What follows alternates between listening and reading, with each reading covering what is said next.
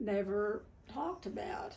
And it was requested and that I talk about church hurt. And, in our part of the country, where, we live in the middle of Texas in a little town called Buffalo Gap.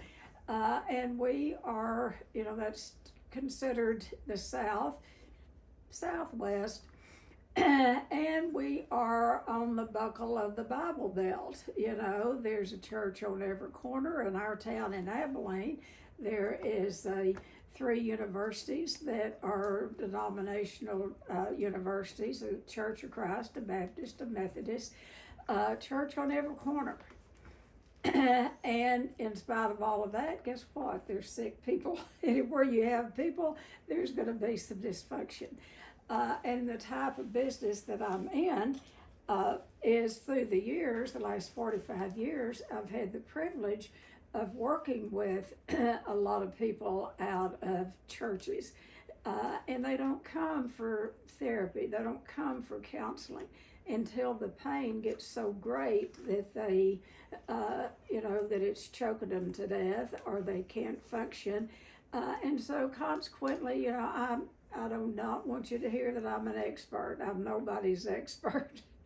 I just keep on going, but I'm not an expert. But like I said, I have treated a lot of people through the years that have had church hurt. And church hurt is deep. It goes so deep because it's similar to being hurt by family members, because when we're involved in a church, that is our church family. That is our home, a form of our home. It's where we choose to worship the God of our understanding. So, church hurt is real. Now, this isn't church bashing. I'm not going to talk about churches, except I'm going to talk about one. And this is the ultimate of church hurt, the ultimate. And you can look it up. It's in the news. I heard about it yesterday. I don't get a newspaper, nor do I listen to news. So this has been going on for a year, and I didn't know it until I was visiting with some pastors yesterday about church hurt. And I was told about this particular church. And it's in North Dallas. And what happened was many, many years ago, the pastor of that very affluent church, one of the biggest churches in the United States, probably in the world, most moneyed church, many years ago. And this is what church hurt a lot of times is about. People gather up together and get too much togetherness going. So I'm talking about this because you can see it in the newspaper or on TV. You can Google it. This is a prime example of what I'm talking about, but this is the granddaddy, this is the grandfather of church hurt. So here was a pastor, and they were friends of another pastor family. And this pastor and his family would go visit. And the pastor where they went to visit had a 12-year-old daughter. And from the time that child was 12 to 16 years of age, the visiting preacher sexually abused her. Now, she kept quiet, and that's what survivors do. As sexual survivors, we keep it. A lot of times, it goes so far deep down, we try to forget it, but it's always there. It comes out, sexual abuse comes out in a lot of different forms. And will usually show up in doctors' offices with stress-related illnesses. The body breaks down, the mind breaks down, the emotion breaks down, spiritually we break down. So this woman at age 50 filed charges on the pastor. He's lost his job, he's lost everything, but hallelujah for that young woman that she had the courage to come forward. And she's carried that burden all of her life. And so I'm just telling you that not only did it hurt her and her family, and now the family that she's established, it also hurt the pastor and his family and their kids and their grandkids. It goes out. And then it has hurt the church, people in the church. So this is the ultimate of church hurt. And so I just thought I'd start at the top. The ultimate of church hurt is where there's any form of sexual abuse or sexual acting out. And I've seen it all, heard it all, worked with people, and it's real. It's not made up. And church hurt can come in different forms. And you don't discount any of it. You do not discount it. It doesn't have to be anything great big. One time in a day in the life of a child or an adult that something happens and it goes to their heart, and what it usually does, it begins to grow and fester. So let's go into what church hurt is, and I just wanted to start with that because I just found out about it yesterday, and that is the ultimate of church hurt. And now this pastor is suing the church for $1 million. $1 million.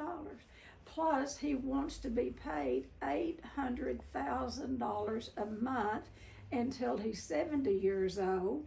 And then after that, he wants to be paid $600,000 for the rest of his life. Now, you want to talk about Big Daddy, great big church hurt? That's the ultimate. But let's get down to, most of us don't have it at that extreme. But I will tell you, sexual abuse shows up in churches. And I've seen it, like I said, through the almost 50 years that I've been in this field. And there's something about church hurt that goes deeper than any other organization. Because when you have been hurt in a church, in your mind at the time, it feels like you're being hurt by God almost. I mean, God and the church is one to some of us, and it is not.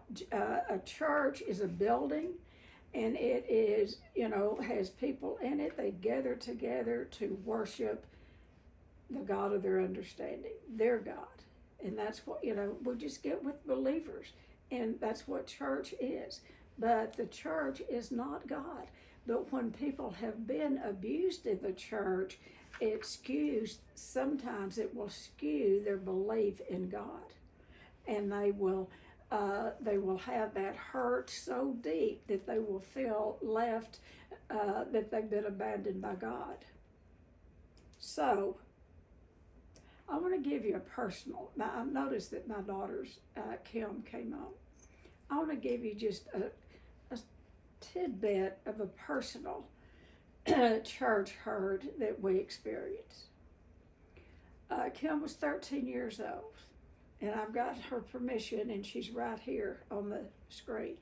She was 13 years old. Kim had a speech problem, stuttering. She had a mother that was half nuts. I was a rager. I was crazy half the time. She had an alcoholic father. She had some things against her. But then we looked good on the outside. We were very faithful in our church. We were those people that went Sunday morning, Sunday night, Tuesday night for visitation, Wednesday night for prayer meeting. We were the tithers. We were the ones that would over tithe, We were those really backbone Christian people in the church. So one day Kim tried to kill herself. And when you're involved in a church as much as we were, the first person that I thought to call was our pastor. And he did come to the house, and he brought a deacon with him. And my husband and I we were at our wits' end. We did not know what to do. This was years and years ago before any of us knew about, what to do with children that were bothered. We didn't know. We did not know. So we called the people that we thought that could best help us. And I know today that pastor was ignorant, and ignorance is not having information, not knowing the difference in what that man said. He acted mad at us, and he didn't act like he didn't want to get too close to us, afraid it might be kitchen or something. And what he said, well, the only thing I know to do is lock her up in an institution and not ever let her out. That was his solution for us, for a 13-year-old child that tried to kill herself. Of course, we did not follow his directions. He left. I did go back to church. I thought I had never went back, but we did go back the following Sunday.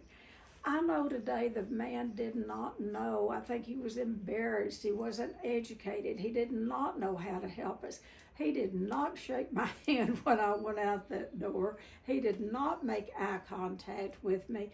And I'll tell you, I've never been back into that church except for a few funerals is the only time. I quit going to that church and virtually have, I have made 12-step programs my gathering place for spirituality. It's a guilt-free environment.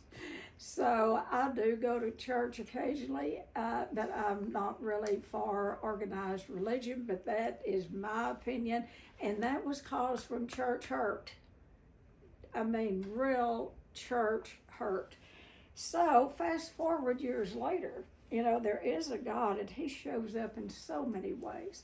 Fast forward years later, I was program director of a drug alcohol treatment center in town, and this deacon came in. Came that day. And the first thing he did, he came to see me about his son. And the first thing he said, I want to make amends to what happened in your living room all those years ago about your daughter. And he said, I knew it was wrong then, and I didn't have the courage to speak up. So what I got to do was to help his son. He was a drug addict, alcoholic. And eventually, historically what happened was he was a chronic threatening suicide, and he eventually did kill himself. But that deacon and I and his wife and I became very close because we had a common problem that brought us together. And had that happened years before, anyway, I've said enough about that. I'm wearing myself out talking about it. But I'm saying that I'm hoping that pastors are more informed today. Now, I will tell you this. I do not believe pastors need to be therapists. They do have some training in counseling, and they can talk to their flock. But when it comes to church hurt, when it comes to a real problem, refer them out. Refer them to a therapist. Do not try, and a lot of churches will hold on to people and try to deal with with mental problems, addiction problems, all inside the confines of a church. Don't do that. I beg you, don't do that. Send them to people that have been trained to work with them, and then welcome them back into your congregation. Support them. But don't try to do the healing or the therapy work inside the church unless you are trained. And majority of pastors do not have the training. And besides, that makes it a dual relationship. You're their pastor. You do not need to be their therapist. Okay, all right, I kind of get off on the personal things.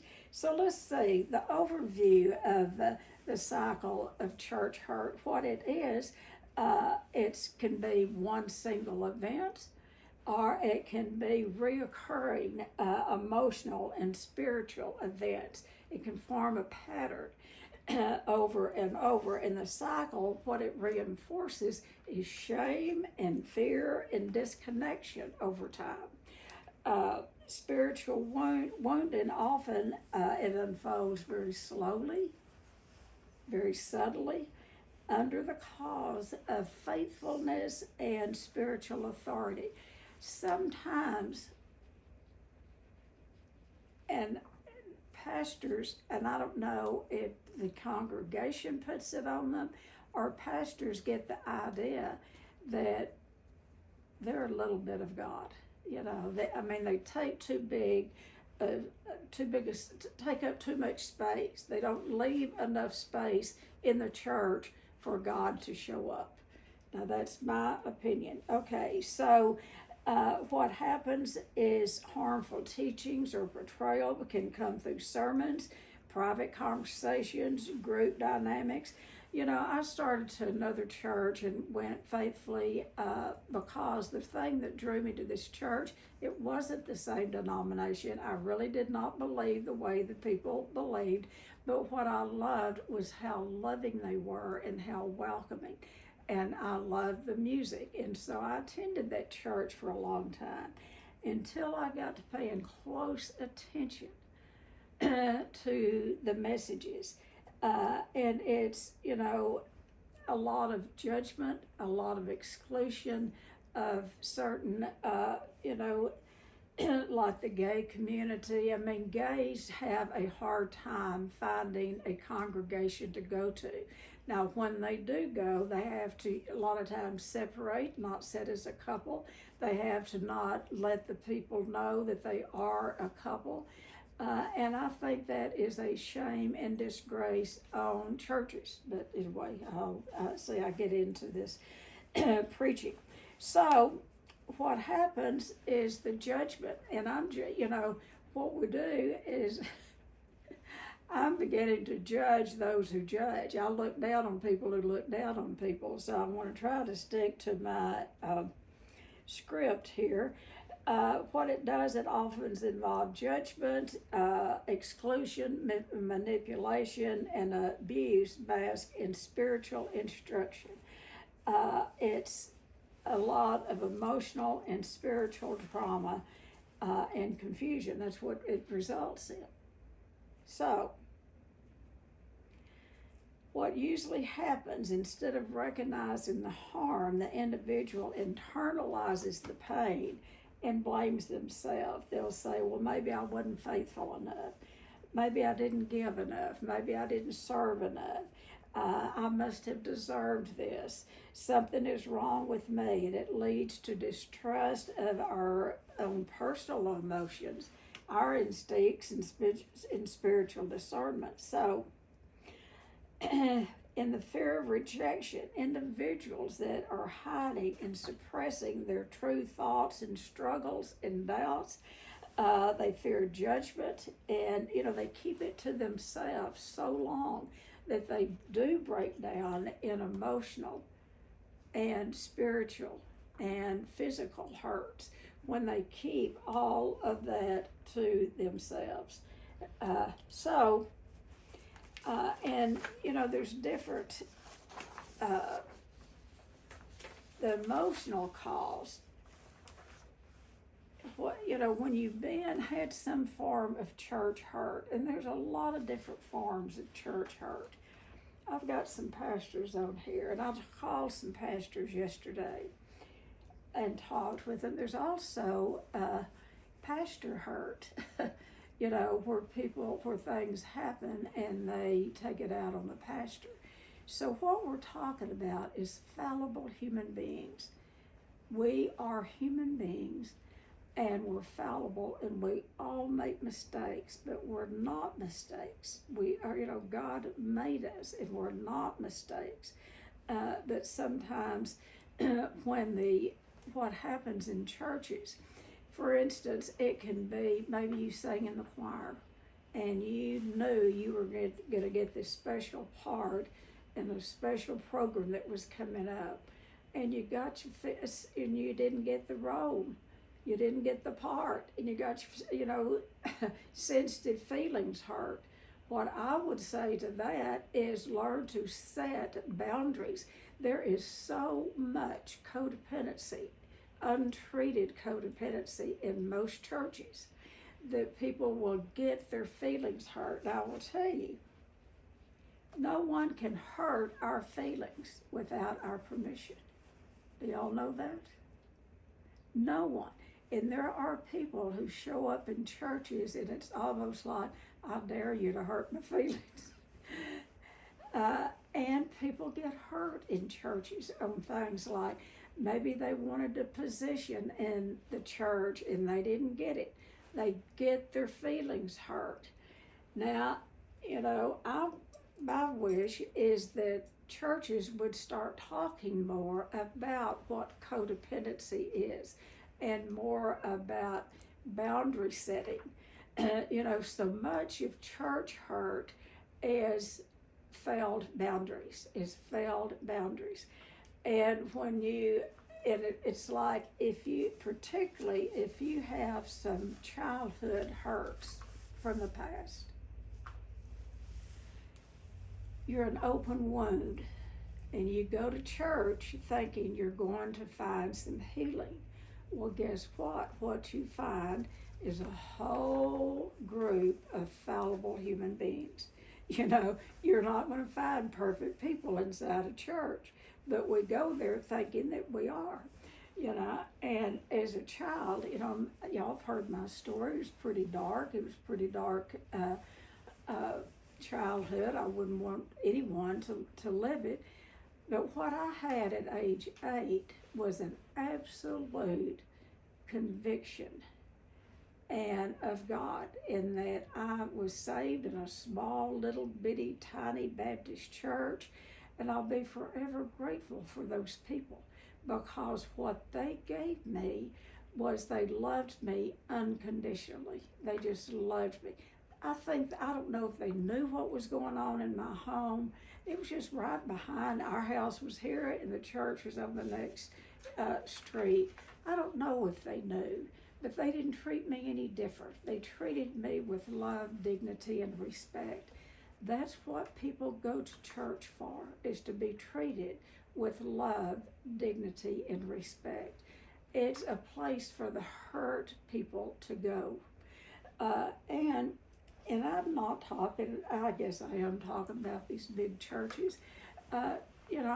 Sometimes and I don't watch them, but I have a few times through the years, and it's almost like a motivational speaker. If you do this, if you tithe so much, God's going to bless you this much. And I mean, anyway, I won't get into all of that. Churches are used for different things.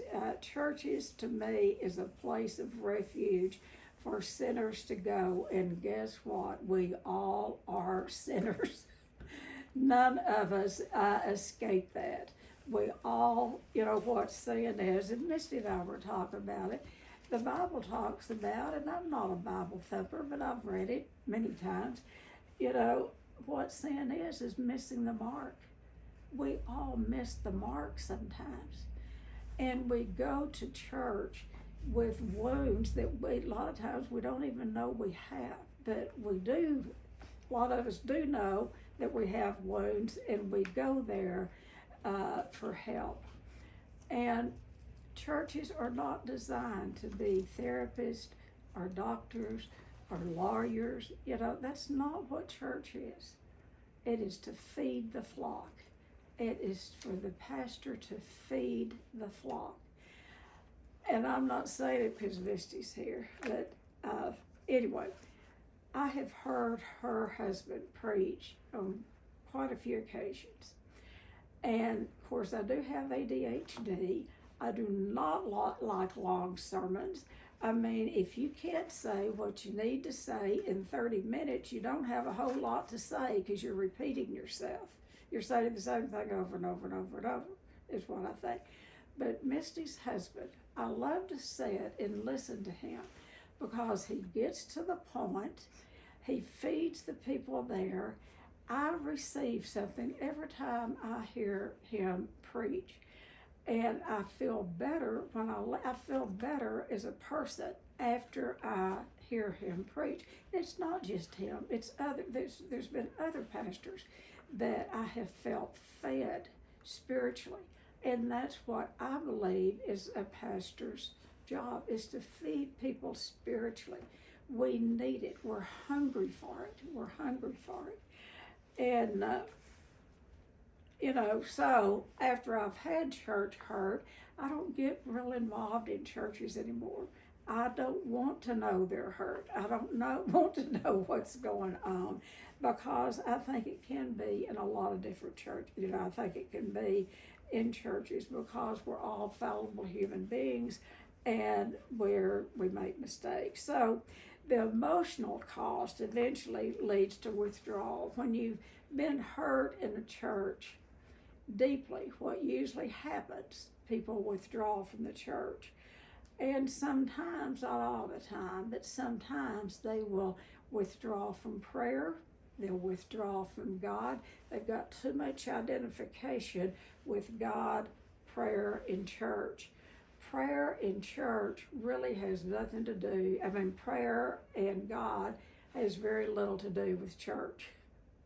Church is, like I said, is a group of people coming together with the same beliefs and worshiping the God of their understanding.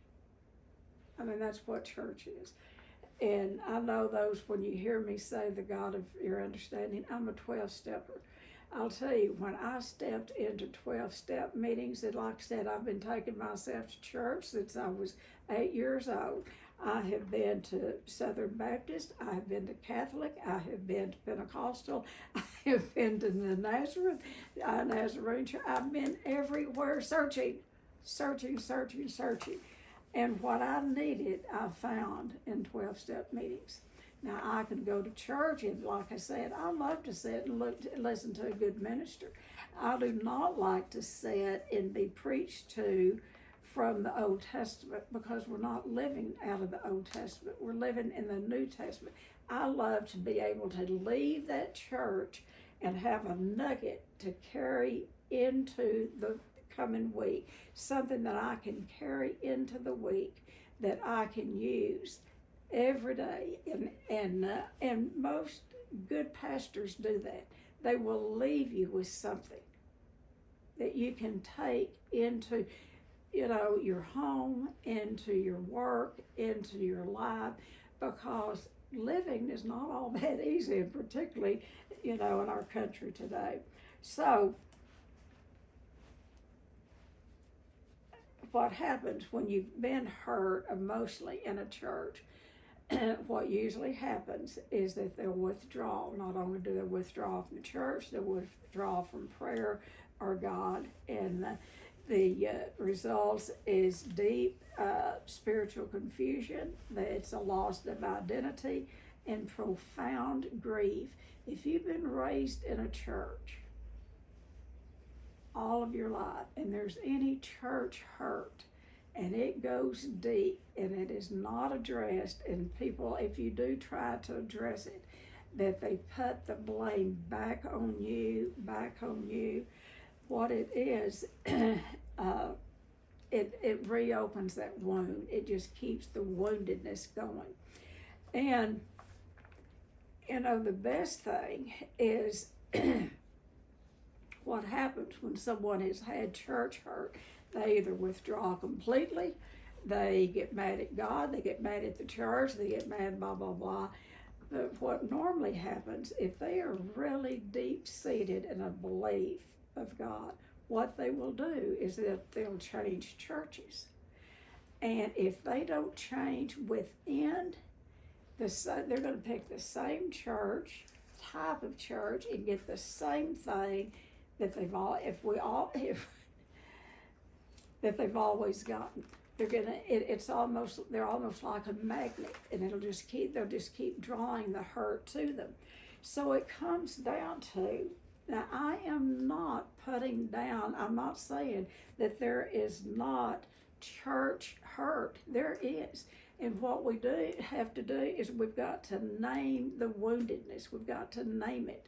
And then we've got to start telling the truth about it. That's what breaks the cycle. And then there needs to be compassion and validation of one's experience. You've got to tell somebody that will validate your reality. You got to go to someone, if that is a minister, go to someone that will validate your reality. Our little minister didn't. He couldn't. He was ignorant. I know now he did not know what to tell us to do. But it hurt to the core, to the point that we quit going, and anyway, I've already told you that.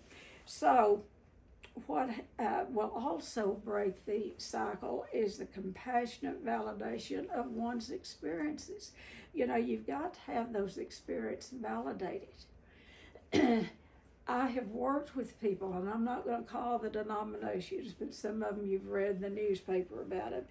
If there is any abuse, particularly sexual abuse, that comes up in certain church organizations, they deal with it inside the church. And guess what, folks?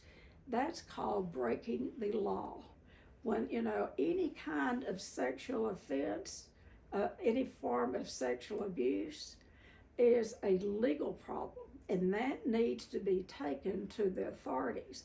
But I have worked with people inside certain churches that the church wants to deal with it inside the church because a lot of times the offender have high positions in the churches. Let's be honest. They have high positions in the churches. And a woman goes to and talks about any form of sexual abuse, that church, that group of deacons or whoever the authority body is, they want to keep the lid on it and not take it outside of the church, and there will not be charges filed. And that is the biggest part of church hurt, is keeping everything. We're sick as our secrets, and when you keep a secret about what's going on in families or in churches, it keeps the whole congregation can get sick over and over.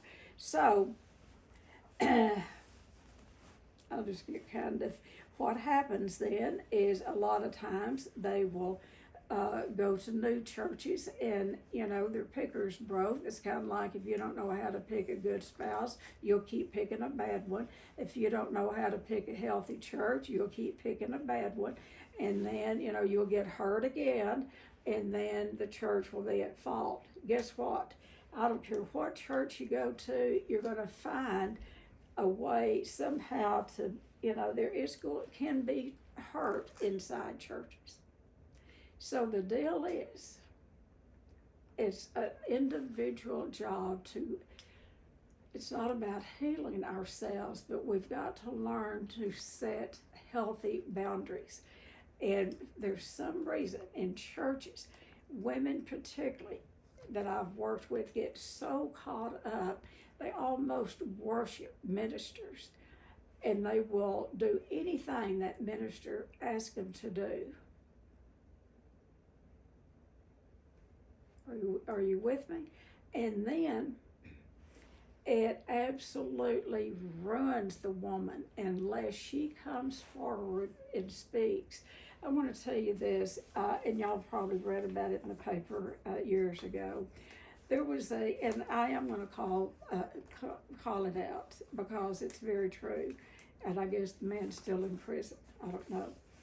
But he was a big Methodist minister in Dallas, had a big church, and he was on every Sunday morning. He was one of the best preachers I've ever heard. That's back when we were going to church all the time, so it's been a long time ago. I loved to kind of be sick so I could listen to him preach on Sunday morning. He was that good. And then he would counsel women. And in my ignorance, this was before I was in the business, but I've always had people to come to me and, tell me their problems. And so I would encourage him to go see this minister in Dallas because, he took only wealthy women. Long story short, what happened, and it came out in the paper, he was sued. Charges were filed against him, and he went to prison and lost everything, is that he was molesting these women. Now, when a minister is that charismatic and can draw those women to them, there is a breakdown with the women. Do not blame it all on that minister. Yeah, he's the villain here, but don't blame it all on the minister. we've got to learn how to take care of our sacred selves. No one's going to take care of us but us. And that is about setting healthy boundaries. Don't put ourselves in positions where, there's that, too much familiarity brings, it's not good to be just one-on-one with the men and women. It's not in any situation, I don't believe. Anyway, that's another subject. So it's about all of us learning to take care of ourselves. There is also pastor hurt, where people will start talking about what a pastor does, and they can mar that pastor's whole reputation by gossip. Gossip is one of the number one church hurts in churches, is gossiping. People can get this much information about something and build a case, and then they get a lot of feeling out of going and gossiping about particularly the pastor and his wife. I mean, you go to the very top when you're talking about the pastor and his wife. So there's church hurt with pastors as well as the congregation. So what do we do with all of this? How do you break the cycle? There's got to be some solution. One thing is naming the wounds, coming forth and naming it. Get help and tell the truth about it. This is what people have such a hard time, for fear of the repercussion if they tell the truth. And compassionate validation of your own experience. Validate your own reality. This did happen. And I keep talking about boundaries. I don't care how hard you can set a boundary, people can get past those boundaries. So have some compassion for yourself. And then start finding safe spiritual spaces that allow for doubt, for emotion, and for personal growth. It's okay to doubt the church. Do you know it? Because the church is not God. The church is made up of fallible human beings, and it's okay to question. And in some churches, if you question what's going on, that will be the church hurt that you will experience. You just don't question what's going on here. And so recovery is about you break the cycle and you have a reconnection to your own voice and your own values and your own authentic self. And, it's about, and I'll just briefly give you an idea of how to do this. It's, healing is very personal. It's very not personable, but it's personal. Healing from a church hurt is personal, and it's often very painful. And, all those people that you love in church, a lot of times you can't share with them because they will not believe you, or they will turn their backs against you. They will not believe you. And so it's hard to, and it's a very courageous thing. It takes a lot of courage to face church hurt.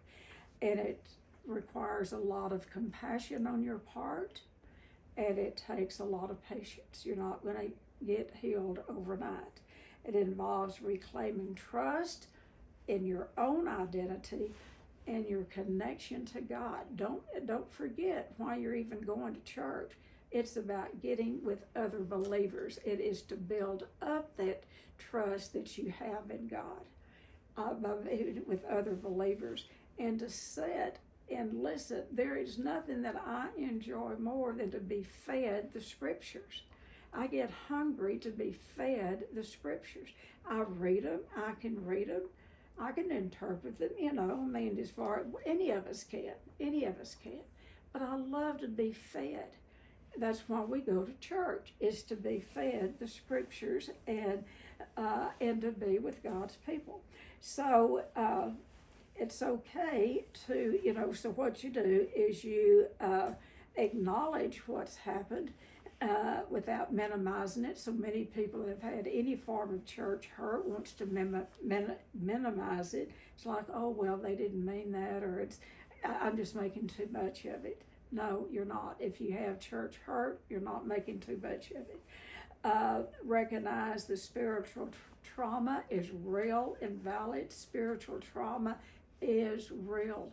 It is real, like any other trauma.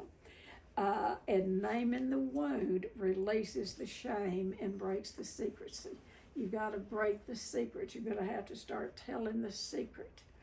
And one of the ways you do this, you speak or write your truth. If you're not ready to speak it out, write it. Write. Get it down on paper. Write it. Put your feelings with it. Write and put the feelings. And affirm that the pain is real, that you're not just making it up. The pain is real. And create a space to express your experience. And what that means is find a group of people or one person that can hear you, that will not go and tell someone else. Create that space where you can express your experience. And then let go of shame-based beliefs. Some churches are very shaming. If you don't do this, this is what's going to happen. Anyway, And so back to boundaries. Set protected boundaries. No one can set a boundary for yourself but you. And no is a complete sentence. Take care of your own emotional needs. It's not anybody else's job to take care of your emotional needs. Grow yourself up. Grow yourself up. And nurture, get in touch with that little inner child on the inside and start nurturing that child on the inside. That's your job as an adult. Tend to your own emotional needs. It's not the pastor's job to tend to your emotional needs or the church as a whole. That's not their job. The job of a pastor is to lead the flock. The flock is a group of believers that get together because they believe the same thing and they worship God together. It's pretty simple, but it's not a hospital. It's not therapy. It's not a mental institute. It is a place of worship, period, end of day. And I think sometimes ministers go overboard trying to be therapists. And, I think their heart's in the right place, but if you haven't been trained as a therapist, refer them out. Don't try to be their therapist. And so attend your own emotional needs. Take symbolic action to release secrecy. One of the things you can do, like I said, write it out. Write the story out. Burn the story. If you don't want it told, burn it, but have a witness to it. Do something that is symbolic. Put it in a balloon, send it up. Write the problem, put it in a balloon, send it up to God, pray. Do something that has some symbolic symbolism to it. Explore supportive spaces and celebrate your courage. There are support groups for people that have had church hurt. You might find, look and try to find people that can be supportive. So, I go back to boundaries. Boundaries support safety and healing. And I would, if I had my way, what boundaries are, they're not about revenge, but about self-protection. When you set a boundary and you say no to someone that you've said a lot of yeses to, when you set that boundary, they're going to get mad at you half the time. Let them. Just let them get as angry at you as you want. It's your job to protect yourself. And if I had my way, churches would be teaching about codependency. Codependency is at the root of church hurt. Codependency is at the root of family hurt, I believe, because what codependency is, it's about having low self-esteem and not setting healthy boundaries. That's really the essence of codependency, is having low self-esteem, not knowing who we are, and not knowing how to set healthy boundaries. So what I would suggest is learn to set boundaries, get some good treatment for codependency, learn to tell the truth, that it's okay to tell the truth when you have been abused, but be very careful who you tell the truth to, because sometimes when you think you're telling it to a safe person in a church, what they want you to do is to hush up and not say anymore. So be careful who you choose to tell your truth to. And on, I do want to say something good about churches. I'll tell you, that Nazarene church that I went to, I was a little 10-year-old girl. Sister Keaton was the minister. What I got inside that church was a lot of stuff, but one thing was love, unconditional love and positive regard. I don't know if Sister Keaton knew anything about my background. I drove myself at age 10 to that church because a girl in my class invited me to church. My mother was sick on the couch with drugs and alcohol, so I drove myself there. Sister Keaton saw me, I'm sure, as wounded, but she put her arms around me and she made me feel so important. And I went to that church until probably I was 14 years of age.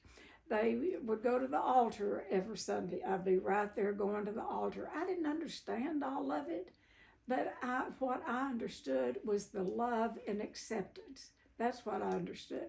I can't sing a note. I cannot sing a note. And I love this song. It is no secret what God has done. I'd heard it on the radio or something. This has been over 70 years ago. Sister Keaton got the sheet music for that song and let me sing it in church, and that was a large congregation. Now that's what she did to a 10-year-old that had zero self-esteem. And I don't know if she knew what was going on in my home or not, but she took me at face value. She let me volunteer in the nursery and help. She made me feel important. She made me feel loved. She showed me what God's love was. That's what churches are for, is to show the people in those pews what God's love is. And our job as people sitting on the pews is also to love and support the pastor, the people that are leading us. And when they go astray and when they cross boundaries, it is our job to stand up for ourselves and for others and say, no more. This is abuse, and we're not taking it anymore. So I don't know if you got anything out of that. I didn't know I was going to talk about Sister Keaton, but she is a very vital part in my life even today. And, I was always taking myself to church. Children are so vulnerable. They have little tender hearts. And if you are in a church of any kind, pay close attention to the children, because you never know where they're coming from. I was in the second grade, and I rode the church a bus to Vacation Bible School. I was always a seeker, but I went to Vacation Bible School, Second Baptist Church in Odessa, Texas. There was this beautiful red-headed woman with white complexion that was my teacher. And I just looked up to her. I just wanted to sit close to her. And so we were sitting in, how they have they have the open ceremony before you break up into classes. And I was sitting next to her. Now, this woman had probably worked on this art assignment for days, getting it all ready to teach us kids. But I was sitting next to her, and she was holding this walnut that she had taken all the stuff out of it, and inside of it had put a scroll and with Bible verses on it. I didn't know what it had on it, but it just looked so cute. And however she had it, you could pull it out and it'd go back, pull that. And I reached over and I wanted to touch that and see what that was. I put my hand on it. And that woman, I know she didn't mean this, and she had to get her kids up and go to, vacation. She was tired and all, I don't know what. But anyway, she slapped my hand. And it went to my heart, and I went home, and I never went back to that church. Now, did that woman intend to do that? Absolutely not. But as an adult, I can kind of see, she had one nerve left, and I got on it when I touched that walnut, her little thing that she was going to teach us to do. I'm only telling you to that is, let's all of us, me included, be very conscious of the tenderness of children. And keep in mind, we all have that inner child, we all have that tenderness of a child. We need, as adults, no one can nurture that child on the inside of us but us. That's our job today. I hate to tell you, but it's your job. Parents, they've lost their chance. Everybody. It's our job today. That's between us and the God of our understanding. I hope you've gotten something out of this. People in churches, I do not believe they intentionally hurt each other. They're fallible human beings. You get a whole group of people gathered up together and there's going to be hurt. It needs to be faced, it needs to be worked through, and there needs to be some resolution in the churches with church hurt. And if it is a criminal act, it needs to be taken out of the church hands and into the the authorities. It is, if it is a sexual abuse or anything, whether it's money, there's a lot of embezzlement in churches, and people get by with embezzlement because the church doesn't want any attention called to them. So I don't know if you've got anything out of this, but I've got something out of it by revisiting Sister Keaton this morning. So thank you for being my audience. So we have a few minutes. Anyone have anything you want to say about church hurt? And I'll stay as long as I know I've gone a long time, but